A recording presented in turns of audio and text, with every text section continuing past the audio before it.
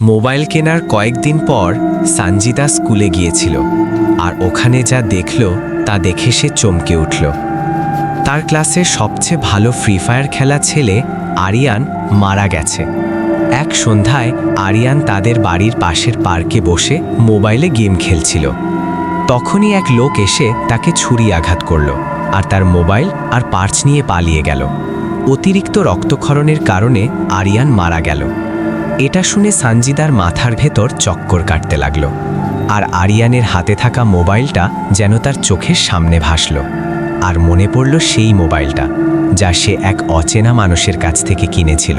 তার মনে একটুও সন্দেহ নেই যে সেটা আরিয়ানের ফোন।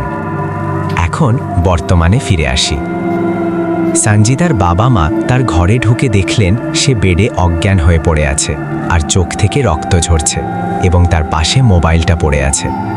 সানজিদার মা বুঝতে পারলেন কেন তার মেয়ে এত বদলে গেছে। তারপর তিনি সানজিদার বাবাকে তাদের মেয়ের আচরণের পরিবর্তন আর চারপাশে কেউ হাঁটার শব্দের ব্যাপারে জানালেন। পরের অংশ শুনতে হলে চ্যানেলটা সাবস্ক্রাইব করুন।